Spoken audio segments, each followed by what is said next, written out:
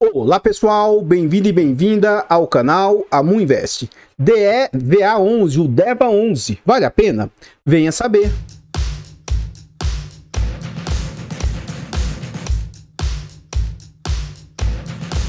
Então pessoal, eu mudei a forma de apresentação, né? Agora eu estou gravando, mostrando diretamente a tela aqui do computador.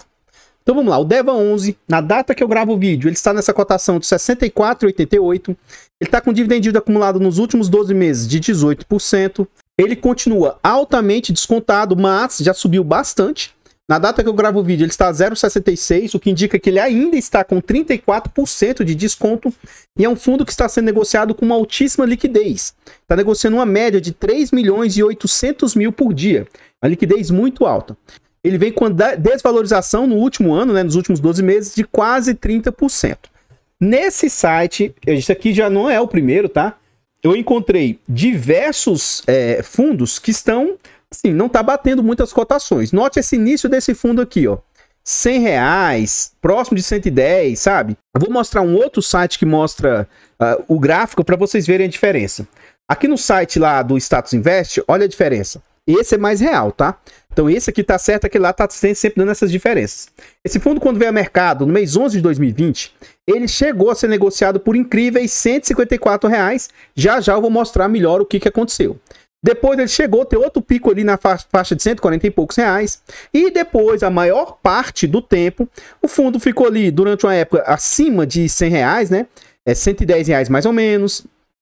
E veio caindo para a base de R$100, mais ou menos ele ficou desde o mês 11 de 2021 até mais ou menos o mês 10 de 2022, ele ficou um bom período lateralizado na casa de mais ou menos R$100. E aí começa a queda desse fundo junto com todos os fundos de papel na época, até então não tinha tido nenhuma problemática com ele. E aí começou a ter deflação, os fundos começaram a entregar um pouco menos, você vê a queda do fundo. Ó.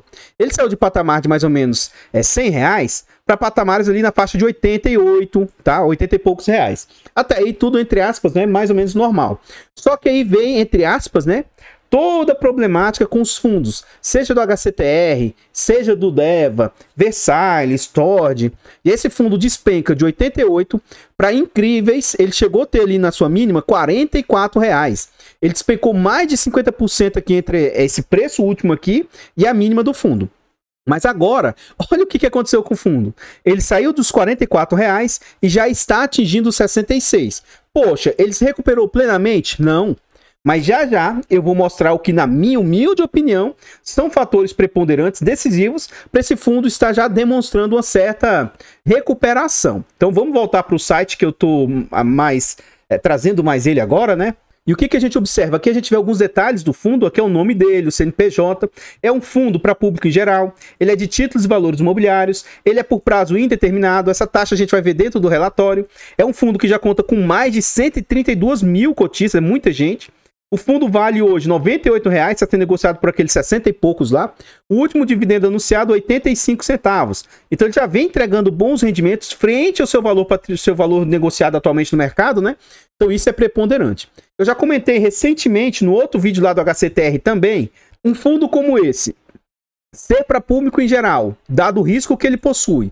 E aí os fundos da Kinea, que são hiperseguros, alguns deles serem para investidor qualificado, isso é algo que às vezes não tem muito sentido, né? Mas fica aí a crítica. Ele é para mandatos, títulos e valores imobiliários, ele é de papel, gestão ativa, não há que se falar em vacância.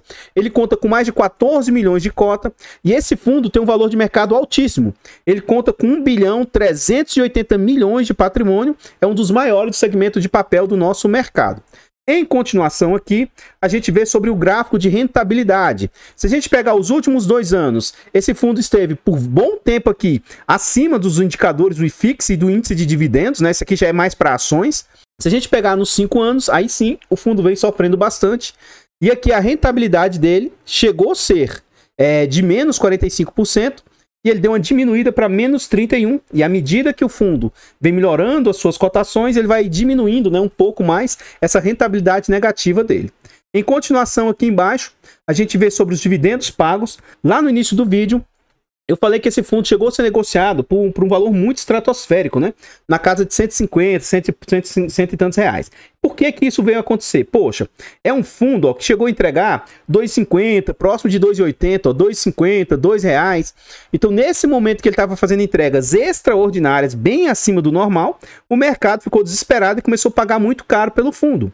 Na média, ele ficou entregando na faixa de 1,50, na faixa de mais ou menos 1,25, foi a média que esse fundo entregou.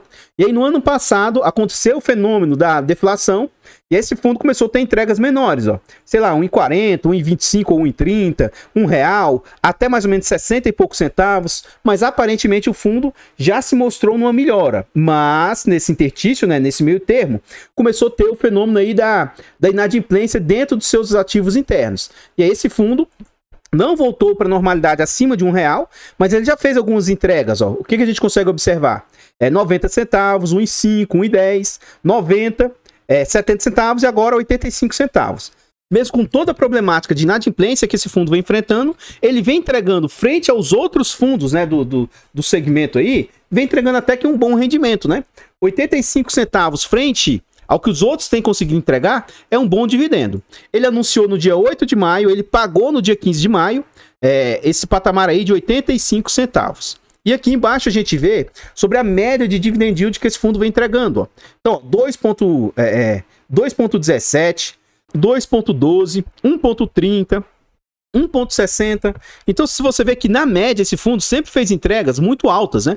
Na casa de 1,30, 1,40, 1,50, 1,60. Então, é um fundo que entrega um bom rendimento e, por consequência, ele vai ter um alto risco também. Não tem como. Se o fundo traz alto retorno, tem alto risco. São métricas que não tem como você ter um alto retorno sem risco. Então, pessoal, antes a gente continuar vendo mais a respeito desse fundo imobiliário, eu trago aqui para vocês formas de apoio financeiro ao nosso trabalho. Se você gosta do que a gente faz, considere fazer uma doação para o Pix do canal de qualquer valor. Qualquer doação é muito bem-vinda. Muito obrigado a todos vocês que colaboram. Nós temos aí 2 canais que contam com o clube de membros, que é mais uma forma de apoiar o nosso trabalho. O canal Amu Invest e o canal Amu Fiagro contam com o clube de membros a partir de 10 centavos por dia, R$ 2,99 por mês. Além de ser um valor barato, acessível, ele nos ajuda imensamente. Caso vocês queiram se tornar membro, vou ficar imensamente grato. Além de nos ajudar, vocês têm vários benefícios. Você tem acesso antecipado a vídeos. Esse vídeo está sendo gravado com mais de uma semana de antecedência. Vocês têm preferência quando pede um vídeo e ainda participa do grupo fechado do Telegram. E mais, vocês também conseguem, vai ter um hiper mega desconto naquela planilha do canal que eu vou comercializar, aquela planilha de controle financeiro que eu já venho falando nos últimos vídeos. Então são vários benefícios para se tornar membro. Eu também tenho 2 e-books. Um e-book que fala sobre fundos imobiliários, introdução aos fundos imobiliários, e um outro e-book que fala sobre fiagros, introdução aos fiagros. Nesses e-books, com linguagem simples, de fácil entendimento, de fácil compreensão, mas que tem bastante conteúdo que eu acho que pode agregar bastante, seja um investidor iniciante ou até mesmo que já tem uma certa caminhada. Considere adquirir esses e-books para você mesmo, para você doar para um amigo, um parente, para quem estiver querendo entender e aprender um pouco mais sobre fundos imobiliários, ou até mesmo sobre fiagros. Caso você queira adquirir esses e-books, vai me ajudar imensamente e desde já eu agradeço de coração. Na aquisição desses e-books, até o final de maio, com o cupom AMU20, você vai ter ali 20% de desconto. E se você optar por comprar os 2 e-books juntos, até o final de maio, com o cupom AMU30, você vai ter 30% de desconto. Lembrando que na aquisição dos 2 juntos, esse segundo vai sair ali com 60%, 70% de desconto. Então, desde já, agradeço imensamente vocês que fazem a aquisição aí. Muito, muito obrigado. E eu também não poderia deixar de agradecer os membros do canal. Então, a Jade, ela renovou o clube de membros e subiu para membro Silver. Muito obrigado. O Alexandro, que é um membro Diamond no maior nível aí. Muito, muito obrigado. E o Aramis, que acabou de renovar o seu clube de membros e se tornou membro Bronze novamente. Muito obrigado a todos vocês que colaboram. Obrigado de coração. E aqui nós já estamos dentro do relatório gerencial do Deva. Então assim, ó, o que eu tenho observado com Tord, Versailles e HCTR? Os 3 estão péssimos na parte de relação com os investidores. Eles sumiram, eles não dão muita justificativa, tá demorando para trazer os seus relatórios gerenciais, então isso é um ponto muito negativo. O Deva também está demorando, mas pelo menos ele demora menos que os outros aí que eu acabei trazendo para vocês. O relatório dele aqui é de março, né? E a gente observa o seguinte: Destaques, 70 centavos por cota, então a gente vê uma defasagem, sendo que o último dividendo já é 85, né? Aqui ele mostra o duration médio da carteira, 2,1 anos, 133 mil cotistas, ele faz parte do IFIX com 1,13%, eles têm operações 48 CRIs em 16 estados, né? Então ele é bem diversificado nesse sentido. Ele mostra aqui o que é o IPCA dos últimos 12 meses, está em 4,65, o CDI dos últimos 12 meses, 13,29, né? Então ele traz algumas informações interessantes. E aquilo que eu falei para vocês de taxa. Então aqui a gente vê as taxas do fundo, ó. Ele cobra R$1 de gestão, mais 0,1% de gestão, mais 0,20% de administração. Então ele dá mais ou menos 1,20, né? E aí ele cobra 10% do que ele ceder 100% do CDI. E aí eu vou falar isso aqui diversas vezes. Geralmente esses fundos que cobram 100% do CDI, na minha humilde opinião, é algo ruim, lesivo para o cotista, é algo que não é bacana. E infelizmente esse fundo atua dessa forma aí. Aqui ele fala sobre os comentários da gestão, né? A gente vai ver aqui o que eles trazem. E o DEVA distribuiu 9,8 milhões de rendimentos aos detentores do fundo, 70 centavos, de novo, isso aqui tem uma certa defasagem, né? Isento de imposto de renda, o que dá 106% do CDI, e se for grossapado, que é com o CDI líquido, dá 125% do CDI. É porque aqui, ó, o CDI tem imposto de renda. Então, quem investe diretamente no CDI estaria recebendo 125% do CDI. Líquido de imposto de renda, 106% do CDI. O yield anualizado fechou em 16%. Ele se manteve 1,2% nos últimos 12 meses. Ele distribuiu 12,42%, resultando no yield de 13,5%, quando calculado pela média das cotas de mercado. Ele fala que a distribuição mensal foi afetada pelas inadimplências ocorridas no período, que está sendo amplamente divulgado, né, pelos grupos aí. E ele fala que a apuração dos rendimentos leva em consideração a quantidade de dias úteis no mês. Em março houve 23 dias úteis, e para o próximo rendimento serão considerados o IPCA de fevereiro, 0,84, e de março, 0,71. Então aqui já mostra, mesmo com as inadimplências, o motivo de ter melhorado um pouco aí os rendimentos entregues. E dando continuidade aqui, a gente vê sobre a DRE do fundo. Eu vou aumentar mais para ficar um pouco mais visível para vocês, né? A gente viu as taxas lá em cima, mas eu prefiro calcular na prática o que as despesas representam para o fundo. Então, em março, esse fundo teve um total de recebimentos de 10 milhões, quase 11 milhões de recebimento. Desse valor de juros veio 4 milhões e 500, de correção monetária 5 milhões e 100.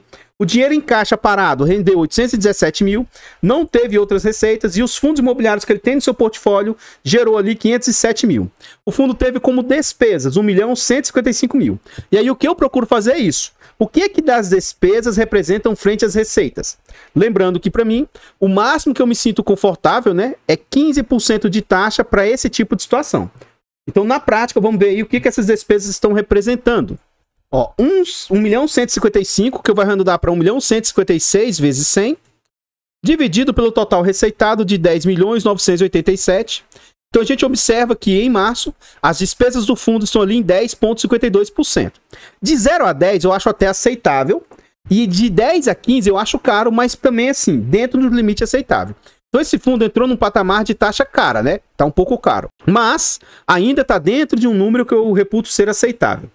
Dando continuidade aqui, a gente vê a composição, que a gente não vai ver sobre isso aqui, o dividend yield médio, né, dos últimos 12 meses, que é uma média de 1,2%, que é um yield até aceitável, apesar de toda a problemática que esse fundo vem enfrentando.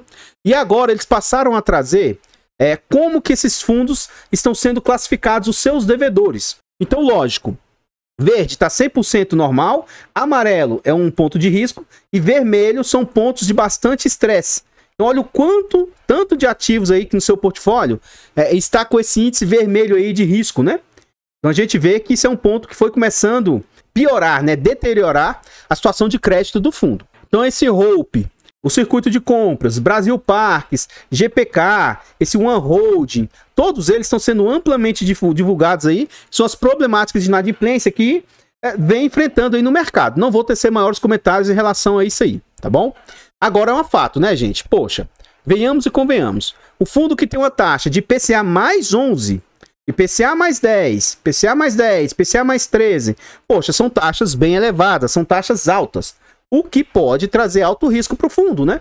E note que ele ainda tem mais vários outros devedores, né? E o ponto de atenção que se deve ter é isso aqui, ó. Qual o percentual do fundo? Então, esse Xemin representa 6,81. Esse Hope aqui, ó, 5,76. GPA, Aqui é 3, mas tem outro GPK, ó, GPK. Aqui é 2,92, outro GPK mais 2,25. Então, quando for olhar os devedores, você não pode olhar somente esses percentuais. Tem que ver todos os devedores do mesmo parâmetro aí, né? Para que você tenha uma noção melhor do risco que cada um desses devedores representa. O melhor seria se a gestão trouxesse isso consolidado, para ser um pouco mais transparente.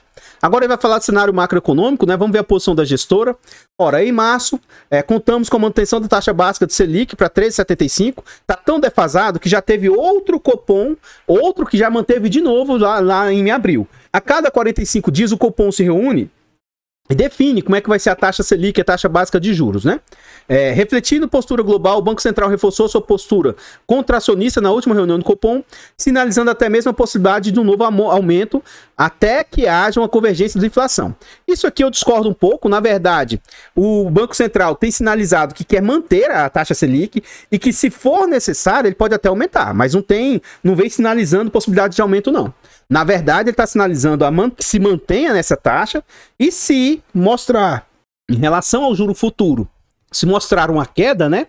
Aí eles podem até diminuir a taxa. A Selic subiu muito, né? De 2% para 13,25% em apenas 3 semestres. Uma evolução extremamente significativa que traz impactos relevantes para toda a economia. Por um lado, as empresas são impactadas pela redução de consumo. As dívidas tomadas em períodos anteriores se tornam mais caras, aumentando a linha de despesas. Aqui ele continua falando sobre essa questão macro. Como resultado dessa combinação de inflação e juros altos, tivemos uma avalanche de empresas pedindo recuperação judicial. O que eles estão tentando explicar? Que esse cenário que vai acontecendo com esse fundo não é só dele. A gente vê empresas também passando por esse fenômeno. Mundialmente também vê empresas sofrendo. Então, assim, né, infelizmente, para mim, a grande problemática é só ter concentração nos devedores. O fenômeno de ter inadimplência, de estar tendo esses defaults, para mim é algo normal, ainda mais sendo ativos de alto risco, igual esse fundo carregava, né? Aqui ele fala que, de acordo com os dados divulgados pela Serasa, quando comparado ao mesmo período do ano passado, os pedidos de recuperação judicial aumentaram 87% e de falência 38%. São ao todo 195 empresas em apenas 2 meses. Ou seja, a situação está bem complicada, né? Então, o que, entre aspas, até ameniza um pouco, né? É algo, infelizmente, não é o que a gente queria, mas é algo que vem afetando o mercado de crédito. Conforme fato relevante divulgado em 29 de março, o devedor não honrou com seus pagamentos ao Gramado Pax. Inicialmente, a Gramado Pax havia conseguido na justiça um liminar para suspender os pagamentos por 60 dias. A regularização dos pagamentos está caminhando para ser renegociada e finalizada, sendo matéria de Assembleia Geral. Só que, assim, como isso aqui tem tanta defasagem, todos os devedores, os credores da Gramado Pax, em razão da briga, porque, assim, querendo ou não, é como se esse pessoal fosse tudo sócio, tá? O Deva, Versailles, HCTR, Tord e o pessoal lá da Gramado Pax é como se eles fossem grandes sócios uns dos outros. Eles são meio que parceiros. Só que tá tendo tanta confusão que um destitui o outro, que toma do outro. O que os credores fizeram? Fizeram o vencimento antecipado da dívida. Então agora, literalmente, foi decretado o default. E agora eles vão buscar na justiça as garantias. Vão buscar meios de tentar receber da Gramado Pax. Já que a Gramado Pax, entre aspas, tá? Sacaneou o grupo, porque assim, ora, o grupo estava totalmente aberto para negociação. Tá dando waiver, desconto. Só que eles foram assim. Então, tipo, entre aspas, deram uma pernada. Eles pra mim, assim, olhando de fora, eles meio que deram um despertinho, né? E aí agora eles foram pra inadimplência.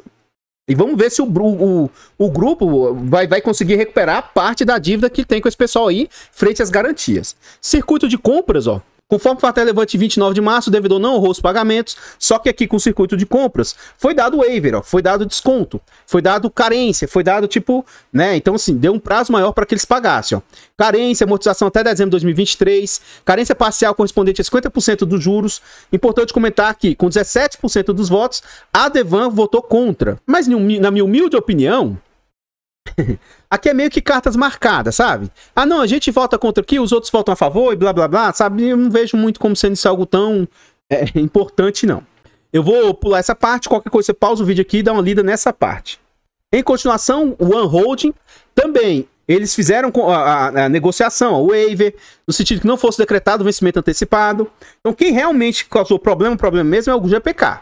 Então, o on-hold aqui, ó, aumento na remuneração do CRI, concessão de carência, durante o período de carência, considerando exclusivamente os recursos oriundos dos créditos, o comitê financeiro, a operação passará a contar com membro adicional. Então, foram várias situações aí para tentar dar uma melhorada. Esse loteamento NG30. O loteamento não honrou o pagamento devido para o mês. Estamos em contato com o devedor para regularização da pendência. Assim que tivermos novidades, informaremos os investidores. Então, isso aqui é mais um que estava fora do escopo que começa a dar problema também, né? Então, problema atrás de problema, né? Aqui a gente vê a estrutura do fundo. A gente vê que o fundo tem 88% do seu portfólio alocado em CRIs, 6,2% em FIIs e quase 5% em caixa. Então, dos 4 fundos aí, dessa rede aí, desse grupo, o Devan é o que está em melhor condição. Em termos de risco, tá? Na minha humilde opinião, Tord é o mais arriscado de todos, depois Versailles, depois HCTR e por fim o Deva. Então, de todos, atualmente o que eu vejo com situação mais fácil de se recuperar, de sofrer menos que os demais, tanto que é o que mais vem se recuperando de todos, é o Deva. Mas ele também, assim, é arriscado, é problemático, também está no meio do rolo aí. Dos seus CRIs, das suas dívidas, 36%, quase 37% são sênior, teoricamente tem um menor risco de crédito, 37%, 38% é de risco série única, 13% subordinada e 1,1% de risco mezanino. E aí as subdivisões, ó, 20% do setor corporativo, 14,8%. Eu acho que aqui está errado, deixa eu ver aqui, porque essas tonalidades de verde, eu acho que seja isso, ó. 32% corporativo, 20% multipropriedade, 14% loteamento, 14% incorporação vertical e aí as demais segmentações que o fundo tem. E os seus devedores ali, ó, o que ele possui? A maior parte dos devedores é 84% IPCA mais 10, mas ele tem ali 3,8% IGPM mais 10, quase nada irrisório CDI mais 7 e também bem irrisório INPC mais 9,23. Ele tem que quase que 100% tem proteção contra a deflação, o que ameniza bastante caso ocorra deflação, o que é algo raro, né? E a gente vê que é um fundo que tem diversificação por quase todo o território nacional. A maior parte dos seus devedores são concentrados na região sudeste, 32%. Ele vai ter ali 28% na região sul, 16% na região centro-oeste, 4% norte e 6% nordeste. E a gente vê uma evolução por quantidade de estados. Eles são em 16 estados da nossa federação. Já chegou a ter no seu ápice 58 CRIs diferentes, né? E atualmente ele está com 48 operações. Um ponto que eu vejo aqui menos crítico desse fundo é que a média das suas obras, 91% delas está ela está com a média de 91% das obras concluídas, tá? Sendo que a imensa maioria já está 100% concluída. Tem uma boa parte ali que está pelo menos 75% concluído. E apenas esses 4 devedores aqui estão com obras ou no início ou próximo da metade das obras concluídas. Em termos de venda da sua carteira, ele também vai ter ali um percentual alto, ó, com 90% vendido dos seus ativos. Ele vai ter ali, ó, entre 80% e 90%, um percentual também muito bom. Entre 70% a 80%, um percentual também muito bom. E aí apenas esses 5 aqui estão com índice baixo aí de vendas. Então são esses 2 fatores que corroboram para que esse fundo aqui esteja em situação melhor do que os demais aí do setor, né, do segmento. Aqui a gente vê os FIIs do fundo, e é um ponto positivo em relação aos demais, por quê? Ó, LSAP, acredito que esse FII pague dividendo, 0,7%. O DVFF da própria gestora, 2,9%, paga dividendos.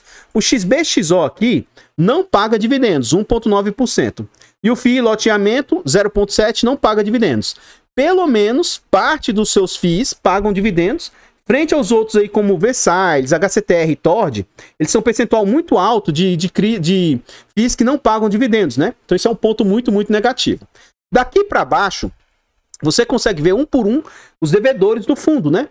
Então aqui, ó, por exemplo, esse fundo imobiliário aqui, ó, LSPA. Ele é em São Paulo, ele é residencial, né? Aqui, ó, vertical, são prédios, né? É um fundo imobiliário exclusivo. Aval corporativo, carteira de recebíveis, distribuição preferencialmente dos fluxos. Ele está 100% adimplente. Agora o CRI, o IDRAM, ele tem um lastro pulverizado, ele é timeshare, cota sênior e subordinada, IPCA mais 9, 17% a onda da subordinada. Quais são as garantias disso aqui? Cessão fiduciária, alienação fiduciária, fundo de reserva.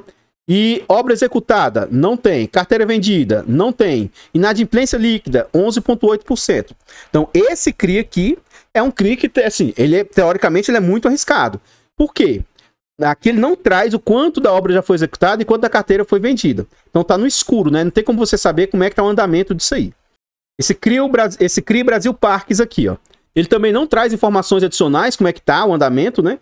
Só traz que ele é de setor corporativo, cota única, o que ele tem de garantias. Então, o que eu recomendo? Se você é cotista desse fundo, se você pretende ser cotista desse fundo, o mínimo que você deve fazer é vir nessa parte aqui de garantias e lê-la com atenção para você entender por alto.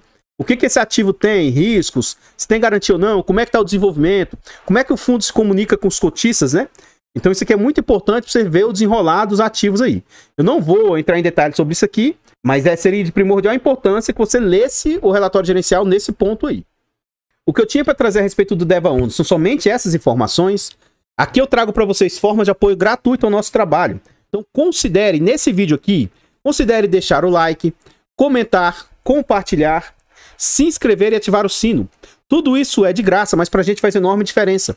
Comenta pra nós, você tem algum desses 4 fundos problemáticos? O TORD, HCTR, DEVA, Versailles, você tem algum deles? E esse aqui, você tem o DEVA? Quando você investiu em algum desses fundos, você sabia que ele era muito arriscado? Eu tenho a consciência tranquila de sempre nos meus vídeos alertar que tem fundos de alto risco, então sempre falei sobre ele, BCR, BARI, o RPR. Os fundos aí que são de mais risco, eu sempre trouxe isso e deixei claro, né? Então, eu investia, mas eu sabia dos riscos que eu estava enfrentando. E a possibilidade de default e inadimplência, para mim, é algo que não é que a gente queira, mas é até aceitável, tá? Então, comenta para nós a sua posição aí. Eu tenho 2 canais secundários. Ah, tá. Eu não tenho esse ativo, tá? Na época, eu acabei optando pelo HCTR.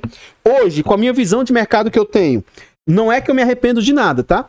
Mas esse fundo aqui, ele é mais seguro que o HCTR. Eu acabei optando pelo HCTR em razão dele ter um rendimento melhor, né? Mas talvez hoje eu escolheria um fundo um pouco menos arriscado, tá bom? Mas é fácil depois que as coisas acontecem a gente olhar para trás, né? Aí é fácil. Eu tenho 2 canais secundários, o canal Mufinfra e o canal Mudicas, que a gente está tentando chegar a 1000 inscritos. No canal Mufinfra, que a gente já conta com 262 inscritos, está crescendo bem, muito obrigado a todos vocês. E o canal Mudicas, ele entrou em contagem regressiva. Dos 1000, gente, está bem pertinho. Só faltam 46 inscritos. Vá lá e se inscreva, ajude-nos a chegar nesses 1000. Muito obrigado a todos vocês que colaboram, obrigado de coração. Os nossos 4 canais estão presentes em outras plataformas, a Mufinfra, a Muinvest, todos eles estão presentes em outras. Vá lá e siga, se inscreva, que tudo isso ajuda demais. Muito obrigado de coração.